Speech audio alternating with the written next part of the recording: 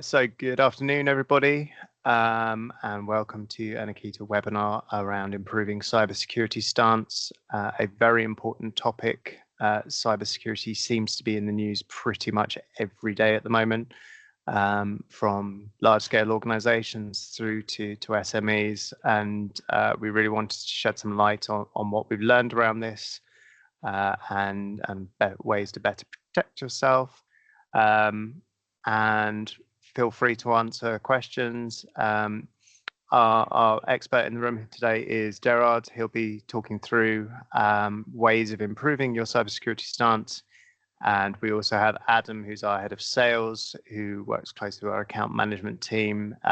If you have any questions to pose, you can add those to the event, and either Gerard or Adam will come back to you either at the end of this session or after the event. So thank you. Gerard, the floor is yours.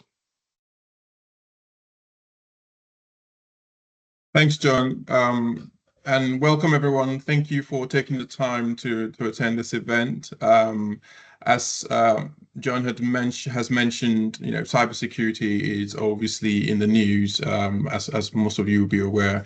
And it's a very interesting topic to discuss, and we'll hopefully, as we go through this session and these slides, you would see, you gain a thing or two, learn a thing or two, and that would help you improve your cybersecurity stance in your businesses or your colleagues if you're not the ones dealing with this directly. So first of all, who we are, if you don't know us, we are Akita. We really are here to help businesses, transform IT. We do that in three broad senses, what we call the three broad pillars. One is to make sure that your business is stable, i.e. your technology that you use, you have the right technology and the right tools to help enable your business grow, and that's stable. The next bit is that it's scalable as well. So you're able to scale for the future. You're able to build on what you're doing today and grow into the future. And the third bit is security, right? Making sure that as you build, as you scale, you're doing this in a secure way. And I'm sure most of you on the call will appreciate with me that, we are in the digital age. There's hardly any business today that does not leverage technology in one way or shape or form. So it's no longer a thing for, big businesses, large businesses, everyone across, whatever you are, whatever industry you are, we are going digital, and most businesses are going digital. So these three things we think are really important for businesses, and everything we do at Akita is to try and make sure that you're either stable and you can scale and that you're secure. So what we're going to be spending more time on today is the security side of things, which is talking about cyber attacks and the cost to businesses. And then we'll move on to some key lessons from the recent attacks that have happened. And then we'll wrap this up with what we call cybersecurity governance, risk and compliance. And I'll spend some time talking to you about what that is and what that means for your business, and also some key takeaways you can take with you, what I call practical takeaways. As you can imagine, it's a very broad subject. We can't cover, everything in cybersecurity in 30 minutes or an hour. So we've tried to make it really relevant to this group of people. So please ask your questions, and if you want to follow up with any conversations later on, contact Adam or Jonathan or myself, and we'll be more than happy to help. But let's start with some numbers. It's difficult to do this online, so I wouldn't try and become a bingo master or anything here. But what I'll just explain to you what these numbers are. But what it shows is the impact of cybersecurity breaches. Most of the recent ones that have happened this year. 300 million is what is reported that Marks and Spencer's has lost. Some argue that is probably more than that, but that's what's widely reported.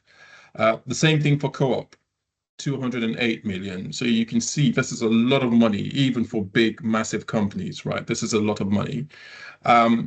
1.5 billion, the most recent high-profile one with Django Land Rover. Again, some experts argue it's going to cost them a lot more than that by the time everything settles. As we speak today, they're still in that process of recovering, and they're not fully recovered yet. So I think this is six or 7 weeks after.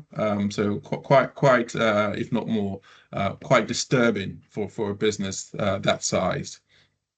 And then the CrowdStrike thing that happened earlier on in the year, global disaster, over 10 billion losses as a result of that.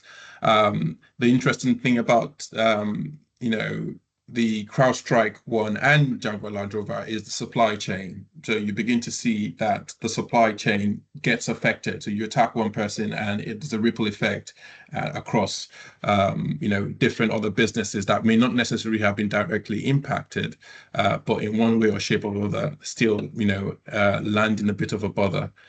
1,000 cars a day is what Jaguar Land Rover have not been able to manufacture or to manufacture since the attack. That's a massive amount of cars. And I mean, when you begin to think about where those cars need to go to, the suppliers, what the people that were expecting those cars, yes, most of them will probably individuals, or private individuals, but there'll be businesses waiting for those cars. So again, the scale of what just one cybersecurity incident, right? The scale is massive, and for smaller, medium-sized businesses, the impact is really becoming almost existential, to be honest. The average cost of a data breach in the UK is about 3.5 million. And the one that matters more to smaller, medium-sized businesses, which some of you are here, is 3.4 billion annually. It's what it causes, what is the cost to small businesses in the UK.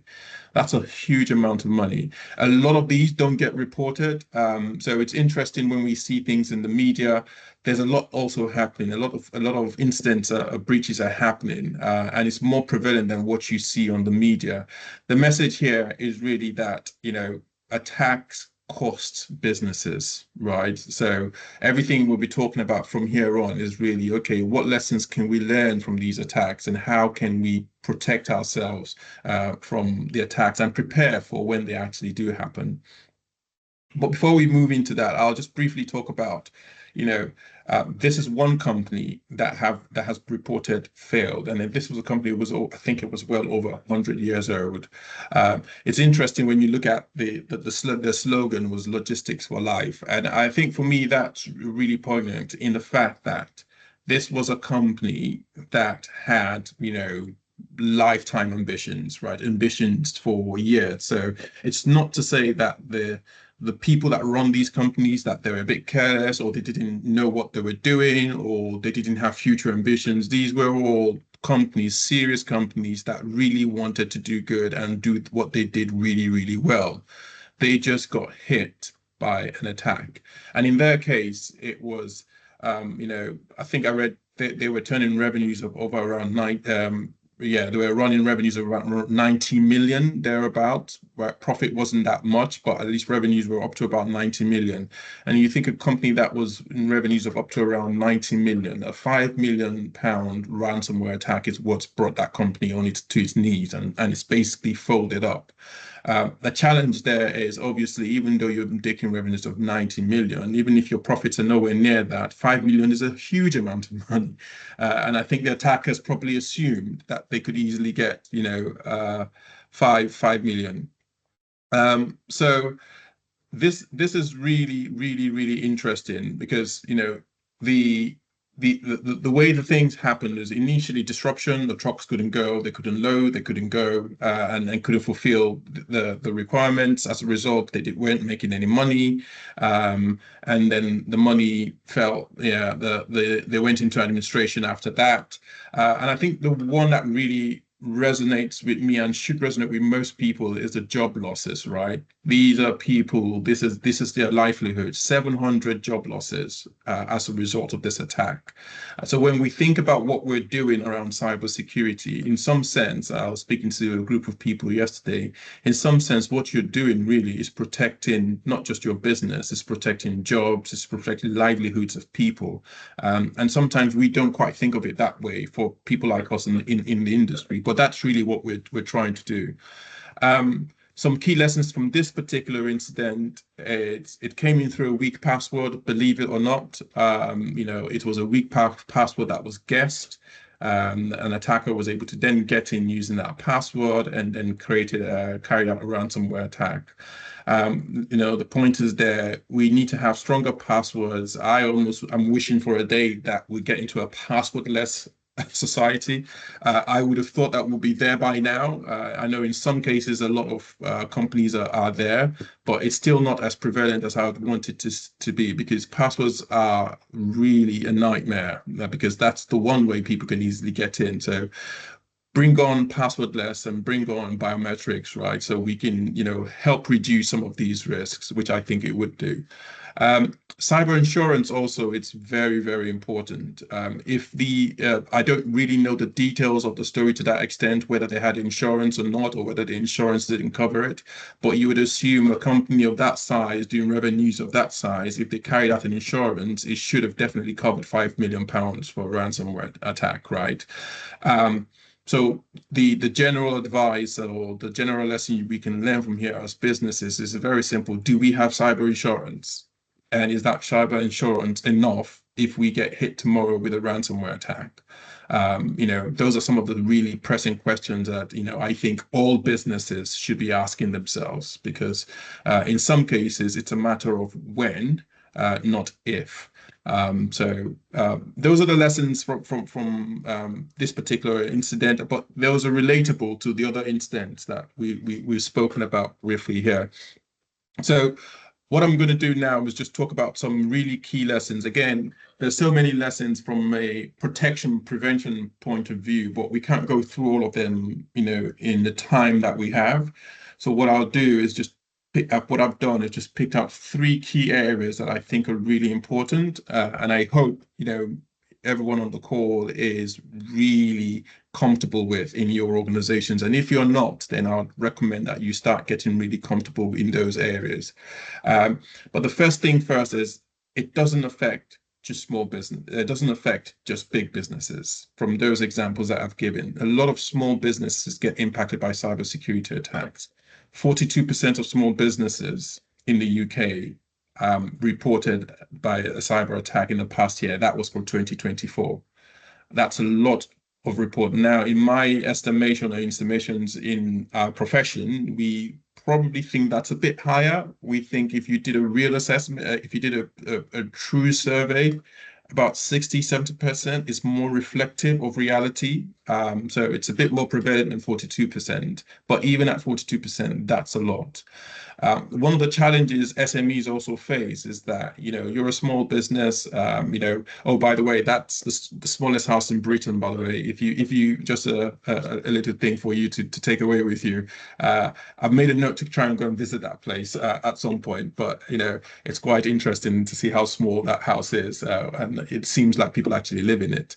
But the point here is, no matter how small you are, you can be doing something about cybersecurity. You obviously do not have the resources like the big guys have, but from the stories in the news that we've seen recently and that put out recently, these are big companies getting hit. So it goes back to the point. It's not so much that of how you prevent, even though that's really important. What's becoming increasingly more important is how would you respond if you get hit. And this is where GRC comes in, and GRC would help you. So we'll move on to that in a second. But the last thing to note is that the JLR incident in itself, has impacted a lot of people. And going back to those job losses, 200,000 jobs are at risk. So they're not gone yet, but they are at risk in the supply chain. which then leads into another topic, which is also very important, the impact of third-party risk management. How do you know, whether upstream, which is people feeding into you, or downstream, people you're feeding into? How do you know that those suppliers, whether it's upstream or downstream, are doing the right things around cybersecurity? And ultimately, it's your responsibility. It's your business. It's your revenue. It's your responsibility as much as, most people would want to, shelve that risk onto someone else. You have to make sure that, one, you're not causing a risk to the supply chain yourself, and two, if someone along that supply chain gets hit, what's the impact to you, and how can you, recover from that? So these are certainly important questions that business leaders and businesses need to be asking themselves. So the key things that we've learned from here, again, some of these things, I really hope they're not new to you. I really hope you're really comfortable with these. But if you're not, then I'd recommend that you start getting really comfortable with your programs that you do internally, really around patch management. Most attacks will exploit a vulnerability. I can't overemphasize that. All attacks, irrespective whether it's a password that was guessed, they would all exploit a vulnerability to do what they need to do. So patch management, we've been doing this for donkey years, is still very important, but you'll be surprised how many companies don't take it as seriously as they should. It's almost like simple as, shutting the door before you go to bed, right? Because you think you're living in a safe neighborhood, you don't shut your door, or you just leave it open ajar. Yes, chances 9 times out of 10, or even 9.5 times out of 10, you're in a safe neighborhood, no one's going to walk in. But the one day someone comes, what you don't want to do is that it's so easy for that person to walk in. And that's where patch management comes in. You don't want to make it so easy for an attacker when they come in. And patch management definitely adds a layer of security there. So it's really important, and it's easy to do. It doesn't cost you anything, right? It's like software updates. It doesn't cost you anything. The software providers, the network providers, the device providers, they provide these patches to you for free. You just need to have a plan and a program to make sure you download and apply the patches in a way that doesn't disrupt your business, obviously. So it's very important that you do that. The next is identity controls. Those are really, really important to do. As you can see, the British Library reported a lack of robust multi-factor. And what that is, multi-factor authentication is one of the strongest ways to actually prevent people using passwords that they receive or they're able to retrieve to get in, because there's another factor of authentication. So increasingly, what we're seeing and what we're advising people to do is to enable multi-factor authentication wherever they can. So that's one major lesson. So where you've got technical controls like identity controls, list privilege, patch management, penetration tests, if you've got the scope to do that, strongly recommend you do those at least twice a year. Because of the way things are changing, if you've got the scope to do that, I'd definitely recommend you do that at least once, if not twice a year. And then if we move on to the next piece, which is about resilience, I talked briefly about that, and I'm just going to quickly go through this because I've mentioned that already. It's important to be able to recover from an incident. Take ransomware as an example. You'll be surprised how many businesses still haven't done a ransomware test. And the real interesting point about ransomware is that the people that need to make the decision are not everyday operational people. These are usually the CEOs or the owners of the business, right? They decide whether they pay a ransom or not. So you really need to plug these people in into making sure that they understand what to do, They understand what the thresholds are. Do tabletop exercises. Those are exercises you can do on your own, or you could work with someone like Akita to help you run. But it's important to do tabletop exercises that says, right, you're hit with a ransomware. They're asking you for 1, 2, 3, 4, 10 million pounds. What do you do? Right? Do you close shop and say, right, we're done. We're no longer in business, which has happened to a few businesses. Or do you have a process in place to really bring back your business up and say, you know what, we're not paying this, but we'll set up the business again and recover, which is what Jaguar Land Rover is still trying to do now, several weeks after the attack. So that's the second thing. Resilience is really, really as important as prevention, and it's important that what we do, we take the right steps to ensure that we can recover when the attack happens. So I'll move quickly on to the GRC piece. The GRC piece is, in my respect, really, really strong framework for managing cybersecurity risk and preventing these risks. And I'll explain what that means to you if you means in a second if you don't know what that is. So what is cyber GRC? It's basically, GRC stands for governance, risk, and compliance. And what it is, it's really just a practical framework to identify, manage, and mitigate against cybersecurity risks. What it really tries to do, GRC, it takes cybersecurity away from being an IT problem. For most businesses, particularly smaller and medium-sized businesses, they think of this as an IT issue. So if I've got Akita there who's providing my IT for me, then I'm good. I'm fine. Everything's secure. I'm afraid to say that's not the case. So, more needs to be done. There needs to be a framework for you to think about how do you manage this. It's not just an IT issue. It's making sure that you have the right people in the room, in the business, across the business, making the right decisions about where you spend money on cybersecurity, what you spend money on, and takes away the responsibility from the technical people and puts it more on the business people to make those decisions. And you see a bit more about that as I go along. And yeah, just a final point there is just we need to start thinking about cybersecurity as the management side of things, not the technical side of things. Yes, the technical is incorporated, but GRC really focuses on the management side of things. So what does it mean for your business, right? So basically, as I was saying earlier on, what governance really means is that you kind of know who is in charge, right, and how decisions are made around cybersecurity. And some of the key points around governance is that it ensures cybersecurity is owned at the leadership level, so not just IT.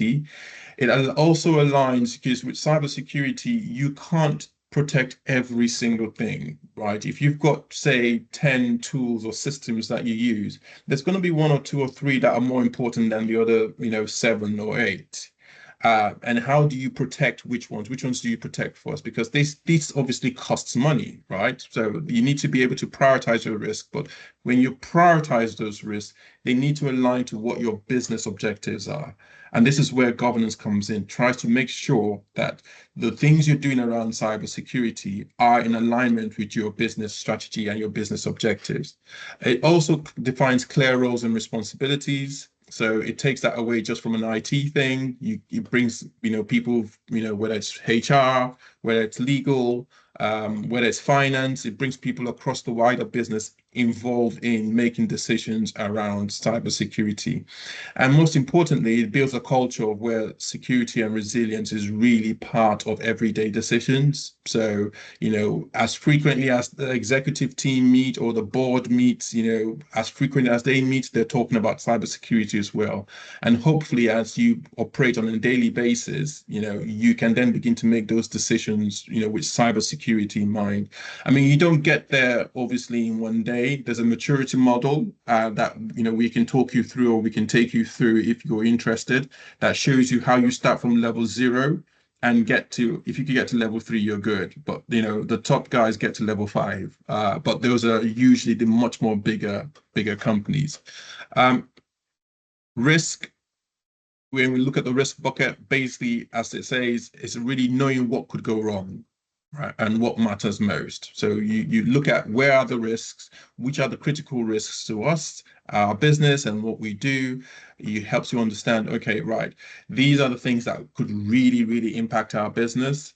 If someone hacks into a computer at reception that has no access to anything else, maybe not an impact. But if someone access to our head of finance or chief financial officer, well, maybe that's a serious problem. So how you apply your controls, how you decide which things to protect is where risk comes in. You assess, you do a risk assessment, you understand the risk, and then you then begin to deploy controls around how you mitigate those risks. So one of the great things about this, it provides visibility across the business. And this is how, going back to the other point of, making cybersecurity no longer an IT thing, when I do risk assessments for businesses, I'm speaking to their HR and I understand what are your processes. I'm speaking to the head of finance and I'm saying to him, okay, what do you do? Does your team do on a daily basis? What systems do they access? How do they access those systems? Who's got access to those systems? So I find myself speaking to a cross range of people across the business. And that's the right way to do this, because these risks could come from any part of the business. They don't just come from IT. They could come from any part of the business. So it's important to have that enterprise business-wide view of your risks. And then the third is really compliance. And really, this is just meeting the rules and expectations, right? For most small and medium-sized businesses, you may not necessarily have, be a regulated entity. But if you're in an industry that is heavily regulated, then you would have certain cybersecurity resilience controls that you have to adhere to. So what compliance does from the GRC framework is to ensure that you meet the standards, such as GDPR. I think most companies, if not all companies these days, must comply to the UK GDPR regulations. And that's definitely something that I'd recommend for you to understand where you sit from a GDPR perspective, because from our understanding, the ICO, the Information Commissioner's Office, they're doing more and more to try and get people out because they feel people are not taking it as seriously as they should. But in summary, the outcomes that you get from these is, good governance ensures cybersecurity is treated like any other business risk, not just in IT. Risk management helps leaders focus on protecting what's valuable to them. And compliance just ensures that you're doing what's legally and ethically required. And it helps you build trust with your customers and with your regulators. So that's really, what I'll call a whistle-stop tour of cybersecurity GRC. It's important to leave you with things that you could do. So I'll just summarize 4 key things that I think four actually. Sorry, that's wrong there. I need to edit that. But there are actually 4 things. 4 key things: assign responsibility and assess where you are. It's really important to do that as a takeaway. You nominate one person. They don't have to be technical. Just say you're responsible, preferably not the technical person, but someone senior enough in the business, who is a leader in the business, who has a leadership position in the business. Right, you're responsible for cybersecurity going forward. Tell us where we are. Tell us where the risks are. There's a NCSE Cyber Action Plan or Cyber Essentials Plus. I would recommend essential tools that you can get from the NCNC. The NCNC is a National Cybersecurity Center. So it's important that you go on there. You can get the Cyber Action Plan there, download that and use that. If you want us to help you, we can definitely help you with that. That's what we do. That's our bread and butter, pretty much. The next thing you do is secure the basics. So make sure that the basic things that need securing, the most valuable things that need securing, are secure. Turn on multiple factor authentication if it's not turned on. Make sure that your devices are updated. Patch management. You make sure that you're patching your devices on a regular basis. Do your penetration tests to see how strong or how weak you are. So these are some of the things that you can do. Backup data, and not just backing up, making sure that you're able to recover that data as well, right? Test those to make sure that can happen. And then on the legal side, check what are your legal obligations. Some of you enter a lot of contracts which stipulate that you would protect data and you protect it in a certain way. Now, make sure that you are meeting those contractual obligations. And in particular, where there's a regulatory framework involved, make sure that you are aligned to that regulatory framework and you're meeting those necessary conditions from a regulatory standpoint. And then finally, plan for the worst. I've said this a couple of times and I'll say it again. It's a question of when, not if. It's important to have that mental shift and always prepare. Okay, if this happens or when this happens, what are we going to do? And, increasingly, I'm seeing more and more businesses are not giving it that as much thought as they should. If you are doing that already, great, fantastic. Just keep it up. If you're not, then, really start thinking about it more and more, how you can prepare by having a incident response plan that's tested. I can't overemphasize the word tested because the plan looks great on paper. You can send it around the whole business. Everyone reviews it and say, yeah, this is the plan. It's good. If that plan hasn't been tested, it's technically not worth the paper it's written on. So make sure you're testing those plans because what testing those plans will do, it will reveal blind spots that you wouldn't know until you're actually going through that process. And like I say, we can do those table exercises with you. We can show you how to come up with a plan, test those plans, and we can help you test those plans ourselves as your partner in this. I know that's a lot of information. I know I've been speaking for quite a bit of time there. I really, really hope the whole point of this is to get you something useful and practical. And that's why I decided to end on this slide, because these are what I think are key takeaways that you can take away with you and you can start doing now. And again, like I say, remember, there's a maturity model here. So don't say, oh, I do this, that means I'm good. What you need to be doing is do this one and then mature as you do that. So, because there's always a better way to do what you're currently doing now to make you more secure and more safe. So I'll pause there for now and thank you for listening. John, do I hand back over to you at this point? Yes, thank you very much for that, Gerard. That was really informative. I was just reflecting that Akita turns 30 next year. I know we don't look it, do we? But we've probably been talking about cybersecurity from day one in that regard, in terms of protecting systems, protecting probably what were back then box PCs.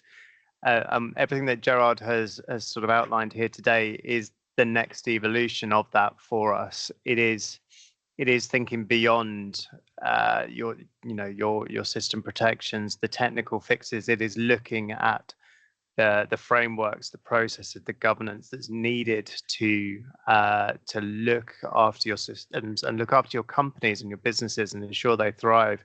And I think that point about looking upstream, looking downstream, look at the people who are supplying you, look at the people you're supplying, and ensuring that they are as secure and robust as they can be.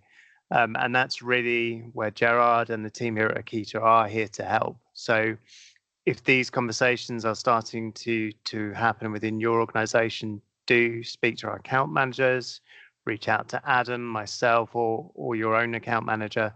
And we'll be more than happy to take those conversations further. We will likely bring Gerard in as well, so you can discuss any of these points in more depth. So feel free to reach out if that's of interest. And it's really how to take your defense to the next level, because the threats are always evolving. And it's a cat and mouse game of ensuring that the software protections are as robust as they can be.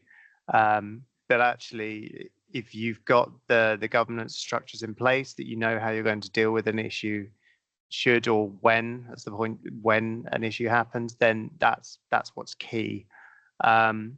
So yes, if there's any questions, feel free to drop them in the chat now. Otherwise, we're going to be available afterwards. You can always email into info@akitas.co.uk and ask any questions. But I hope this was informative. We'll be putting this out onto YouTube in due course.